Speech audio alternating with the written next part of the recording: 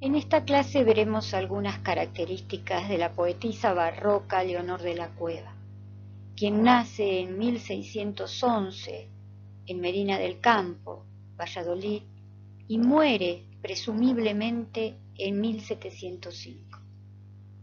Es importante destacar, y ustedes recordarán cuando hablamos en nuestras clases anteriores acerca de las mujeres en el Renacimiento y acerca de las mujeres también en el Barroco, recordarán que hablamos que las mujeres estaban excluidas del mundo cultural del momento.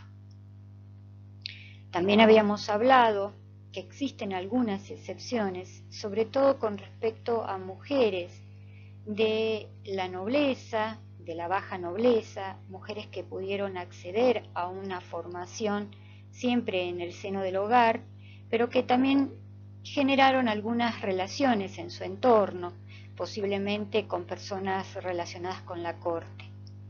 Esto posibilitó que Leonor de la Cueva pudiese tener una vida literaria que sobrepasara la vida estrictamente familiar, es decir, que sus obras circularan siempre en forma de manuscritos en ciertos grupos literarios, grupos artísticos asociados con la corte, lo cual permite que la obra de Leonor de la Cueva de alguna manera se haya conservado. No hay demasiados datos biográficos sobre la poetisa, los datos son bastante escasos, pero sí refieren a que en la familia había algunos parientes, sobre todo un tío que era dramaturgo, Francisco de la Cueva, y posiblemente haya sido a través de él que Leonor de la Cueva pudo establecer contacto con ciertos grupos del momento. Recordemos que tanto en el Renacimiento como el Barroco existían lo que se denominaba academias. Las academias eran cenáculos literarios, tertulias literarias, algo similar también a lo que podríamos denominar una suerte de taller literario, donde los poetas se reunían a leer sus textos, a debatir sobre cuestiones literarias, y de esa manera, circulaba su producción y era conocida dentro de esas academias. Esto también es interesante porque se supone que Leonor de la Cueva accedió a algunos de estos grupos de debate literario, de lectura literario, lo que hizo que su obra trascendiera de alguna manera fuera de espacios acotados que son los espacios familiares. Así, los escasos datos biográficos que existen de ella permiten de alguna manera armar una suerte de biografía, sabiendo que no constan datos de que se haya casado, que era una situación muy poco común en la época, porque ustedes recuerden toda la literatura escrita sobre el tema de la finalidad de la mujer, que era justamente sostener un hogar, ¿no? Criar hijos y satisfacer a un marido. Parece que Leonor de la Cueva ha transgredido ese mandato familiar y se dedicó, entre otras cosas, a la poesía y también al drama, porque escribió una obra teatral. La obra poética de Leonor de la Cueva, que ha llegado hasta nuestros días, esto siempre lo tenemos que decir porque es muy probable que buena parte de la obra se haya perdido, porque solamente fueron publicados 2 sonetos de Leonor de la Cueva a raíz de la muerte de la reina doña Isabel de Borbón. Ella escribe unos sonetos elegíacos y esos sonetos son publicados, ella logra verlos publicados, son solo 2, lo cual también permite que su nombre comience a conocerse más abiertamente en los sectores de la corte. Por lo tanto, se dice hasta el día de hoy que su corpus poético está formado por 54 composiciones, todas recogidas en un único manuscrito, y algunos poemas impresos en las circunstancias que dijimos anteriormente acerca de las exequias de la reina Isabel de Borbón.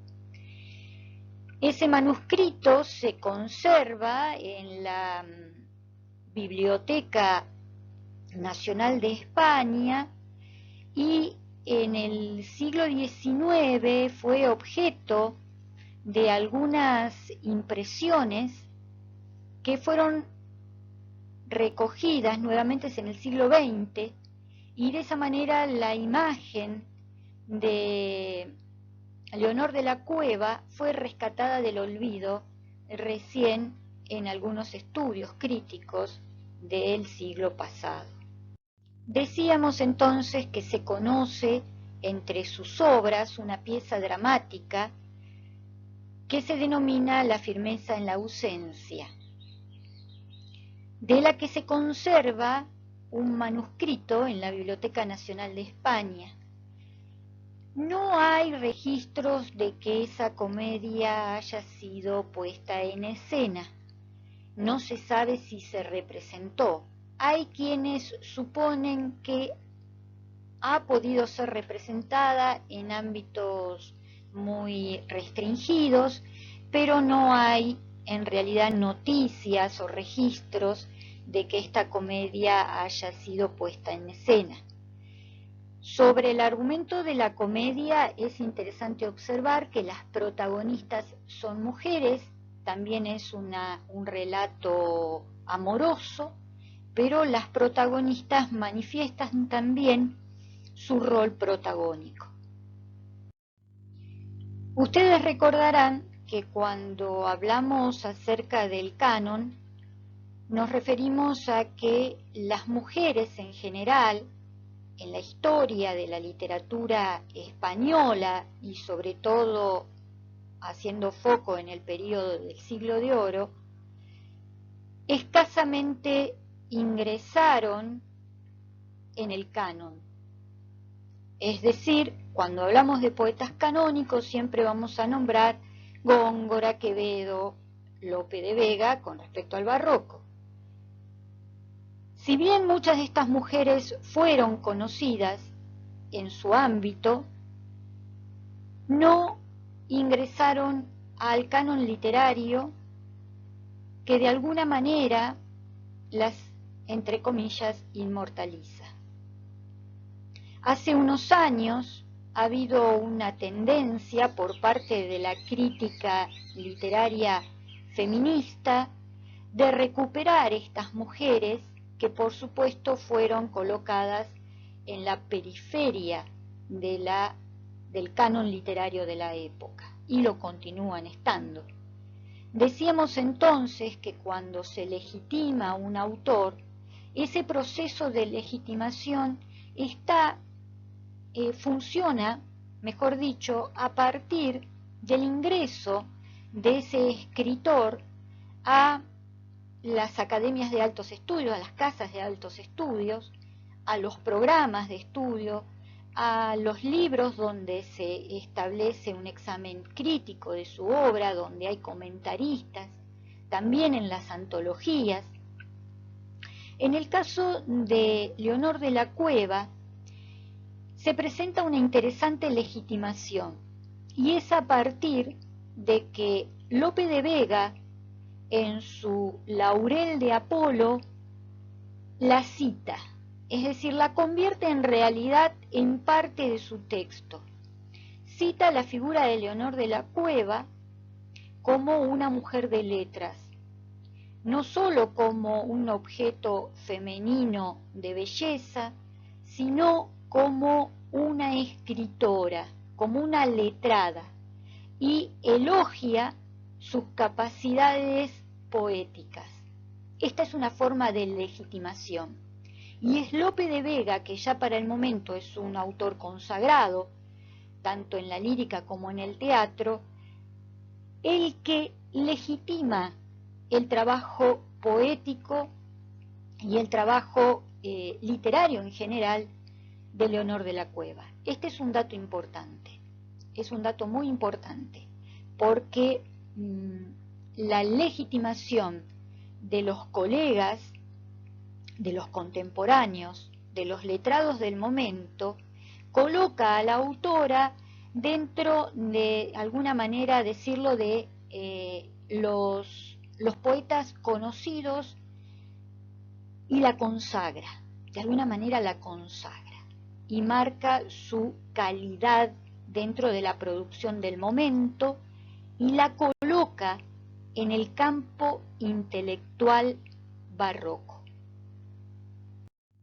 Decíamos anteriormente que Leonor de la Cueva solo vio publicados en vida 2 sonetos. Estos sonetos son elegíacos y son escritos a partir de la muerte de María Luisa de Borbón, la reina.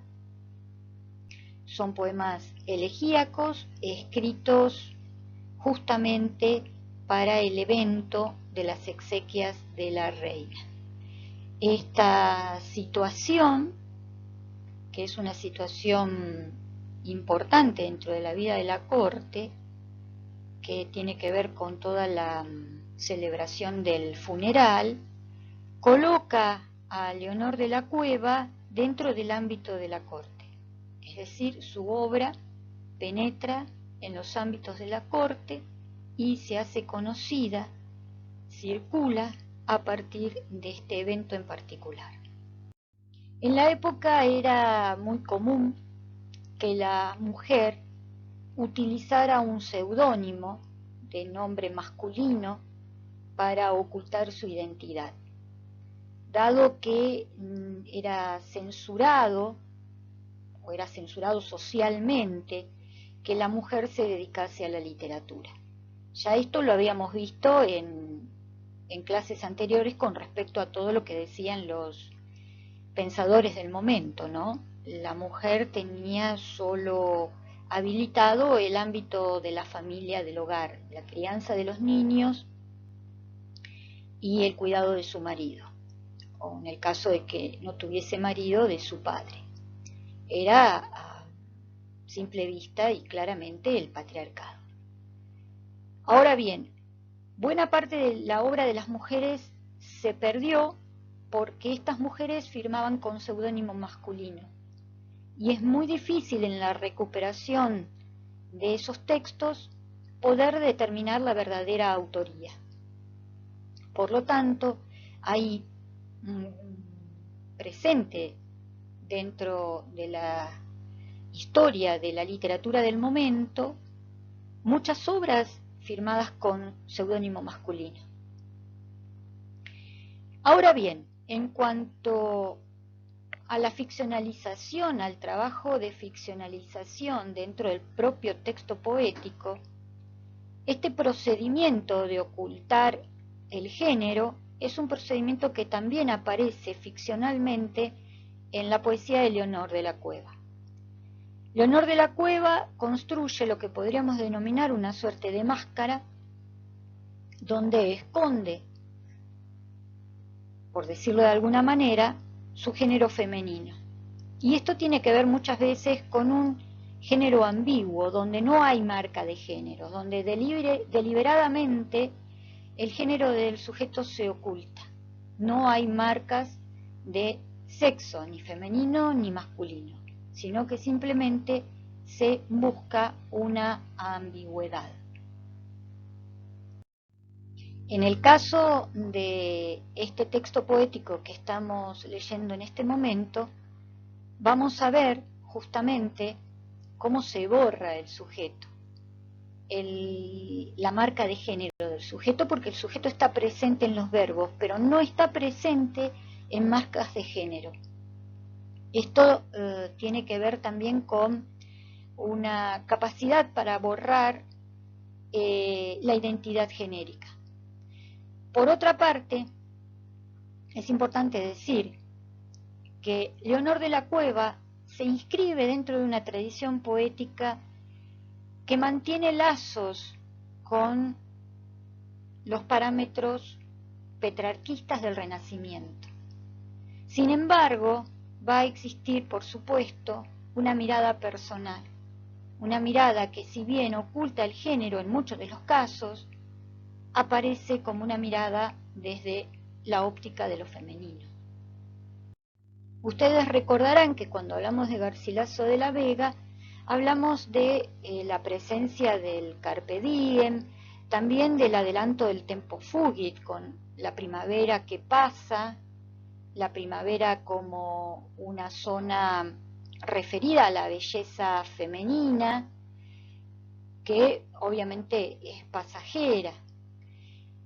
El texto de Leonor de la Cueva recobra de alguna manera el tópico renacentista de la belleza de la naturaleza, pero en este caso se focaliza fundamentalmente en la naturaleza, no ya en la primavera como metáfora de la belleza de la mujer, como una belleza pasajera, sino en la primavera en tanto focaliza a la naturaleza como tema.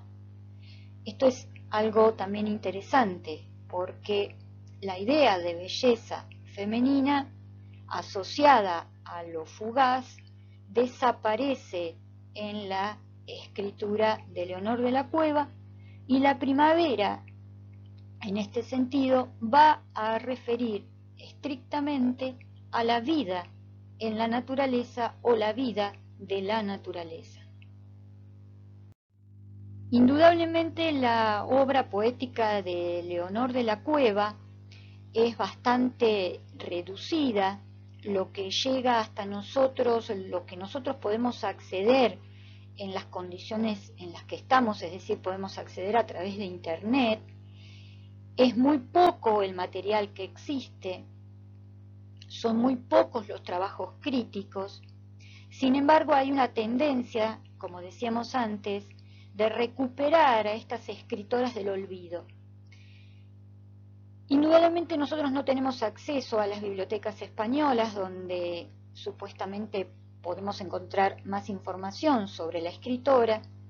Sin embargo, tratamos de recobrar los artículos críticos, la información diversa que se encuentra en la red, y con eso recuperar a estas poetisas perdidas para la historia de la literatura española. Esta es una tarea interesante, como decíamos en otras clases anteriores, es un desafío. Es un desafío buscar, leer, analizar, trabajar y recuperar del olvido las imágenes de estas mujeres. Porque, de algún modo, esta es recuperar un espacio de creatividad que fue sistemáticamente censurada por el patriarcado a través de la historia. No digamos ya la historia de la literatura, sino a través de la historia desde la antigüedad hasta nuestros días prácticamente. El siglo XX ha contado con un gran número de poetisas que, dados los medios de comunicación, pudieron tener las posibilidades de comunicarse de otra manera, de darse a conocer y participar de la vida social de la literatura desde otro lugar. Pero en la época que hablamos, las mujeres contaban con escasísimas posibilidades de expresión, porque esto estaba enfáticamente censurado por la vida social, por la Iglesia y por todo el sistema político del momento. Es decir, que cuando hablamos de las poetisas del siglo de oro, estamos de alguna manera recobrando, rescatando del olvido las imágenes de estas mujeres, que aunque tenemos muy poca información, podemos de alguna manera recrear, reconstruir a partir de nuestra propia lectura y a partir del análisis de sus obras.